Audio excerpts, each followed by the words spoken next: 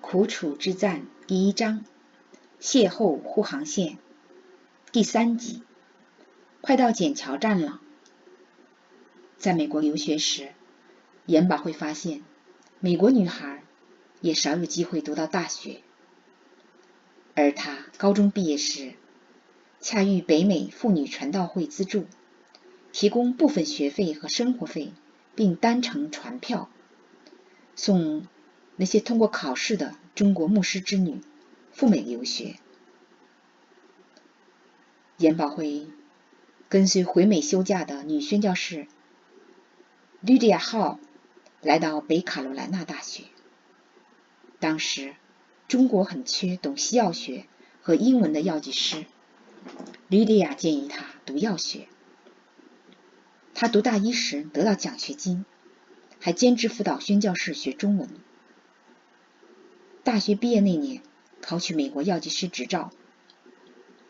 护航线上，严宝慧在奔跑的火车里，心却回到过去的时光。她感觉自己的人生犹如悲喜剧。她一名孤女，若是落到悲惨世界客店老板德纳迪夫妇手里，不知会有何样遭遇。但她的人生悲剧却出现了喜剧转机。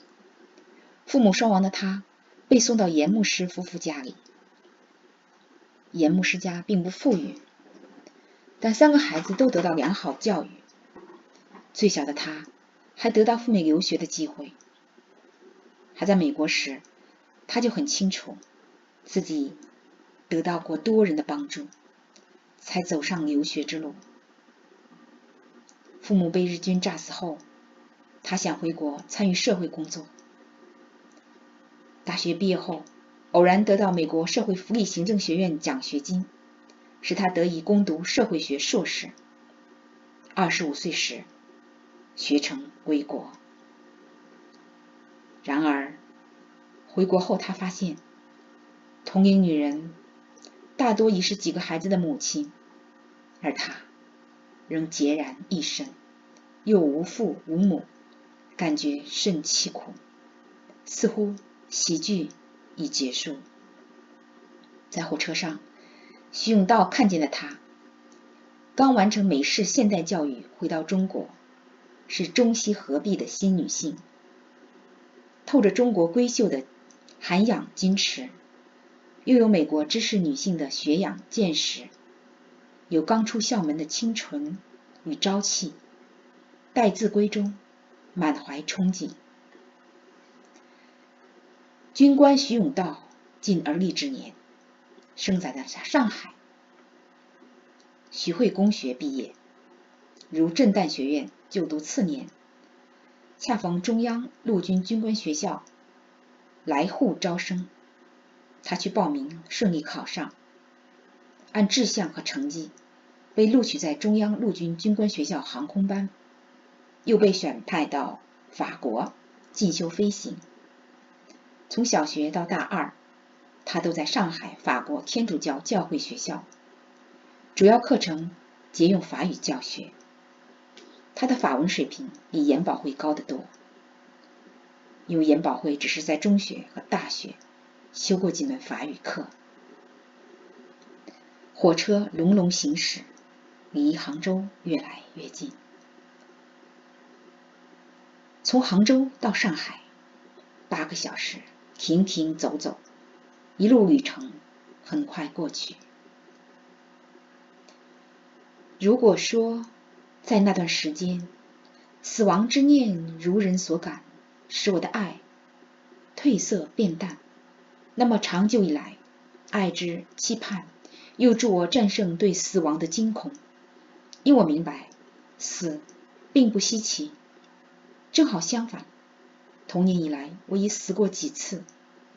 从最近这段时期来说，我不是曾把阿尔贝蒂娜看得比我自己的命更重吗？那时我能想象，失去对她的爱，我是否还可苟且偷生。徐永道在心里琢磨着追忆似水流年里的这段话，陷入沉思。忽然有人说，快到笕桥站了。笕桥站在笕桥镇，距离颜保慧下车的终点站杭州城站有10公里。徐永道在笕桥站下车，去横塘村附近的中央航校。徐永道放下书，心想赶紧把握机会，向他要通信地址。严小姐，我就要在笕桥站下车，您来过笕桥吗？他问。没有，只知中央飞机制造厂和中央航校在笕桥，他说。严小姐不愧留美才女，竟然知道笕桥有这2个机构，他说。徐先生过奖，我孤陋寡闻，只因听同学林慕恩说，他哥哥在中央飞机制造厂当工程师，还在中央航校教课。严小姐，您诚实又谦卑，令我敬佩。您知道我是干什么的吗？军人。我在中央航校任轰炸机教官，上尉军衔。什么教官？轰炸机教官，教学生开飞机上天，往地上扔炸弹。您还会开飞机？不会开飞机，怎么当轰炸机教官？开飞机感觉很美吧？我还没坐过飞机。杨保慧说着，眼里显出羡慕。翱翔长空，岂止一个美字可言说？您敢坐轰炸机吗？没想过，徐先生，您为什么当轰炸机教官？严小姐，这问题提得好。吾本书生，与您相同。说来话长，您知道吗？日本军队正逼近绥远，战争随时会临到江浙和更广地区。庚子拳乱最终议定书使日本和英、美、俄、法等列强一样，在华北有驻军权。3个月前，司令官田代晚一郎率日军驻屯军步兵第1和第2团，并所属坦克队、骑兵队、工兵队、通讯队、宪兵队、军院并后勤人员进驻华北。战争危险正临近中国，眼下只是暂时太平。林小姐，知道我为什么当轰炸机教官了吧？我明白了。中国将与日本开战，您要为国征战。严保慧说着，下意识看了一眼车门处的日本浪人。严小姐，您注意到几周前柏林奥运会场飘扬的纳粹旗吗？我刚上车时读到一篇文章，里面说到纳粹旗。您发现没有，纳粹旗除了黑色标徽外，整面旗的色彩图形与日本太阳旗异曲同工，2旗颜色都用红白系列。他说，没发现，我没联想过德国与日本有什么关系。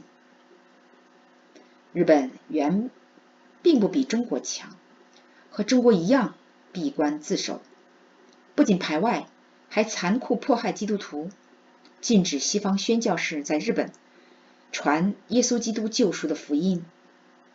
西方列强迫使日本签不平等条约。明治维新后，日本向西方国家学习，派陆军军官主要去法国和美国，海军军官去英国和德国留学。法国在普法战争中失败后，日德关系更亲密。日本派大批海军、陆军军官去德国考察学习。原来如此，徐先生，我这里有份英文周刊，里面有篇文章，谈到您说的战争危险。读这类文章，令我忧伤，不想再看。送给您吧。他说着站起来，从箱子里取出《密勒市评论报》周刊，递给徐永道。我喜欢读这类文章。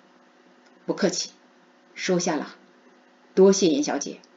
他说着接过周刊，放入他的皮箱。心想，我得到他的周刊，说明你得到他的好感。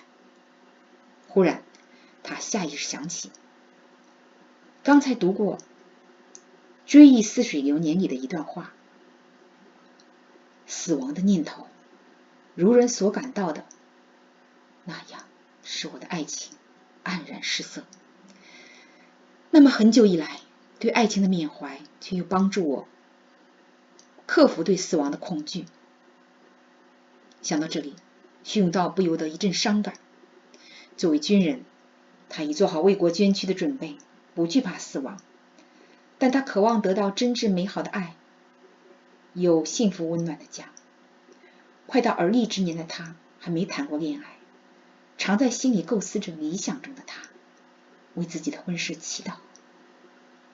那年他刚从法国学成归国，到剑桥航校任职。有人给他介绍一位杭州丝绸商的女儿，那位千金相貌上好，身段窈窕，妆容精致，身着绫罗，言语谈话不离沪上摩登洋货，津津乐道好莱坞电影里的女主角。他对她的内心世界毫无兴趣，只关注她的留洋背景，空军的优厚待遇，尤其对航校军官眷属能住洋房别墅羡慕不已。与丝绸千金的见面经历使徐永道放弃相亲，决意自己寻找意中人。他边祷告边等待，他相信主的应许，先求神的国和神的义，属地的东西不必渴求，会如影随形而来。看着眼前的宝慧，他心想，他是不是我等待多年的那位？从谈吐、举止、气质来看，是我喜欢的那类，但不知他是不是自由身。他知道思想是无声的语言，思想发出的电子能进入心有灵犀者的灵魂。他担心他的想法发出的信号让他收到。快停止思想，别再想他，让他知道了有多尴尬。今天就到这里了，多谢各位收听收看。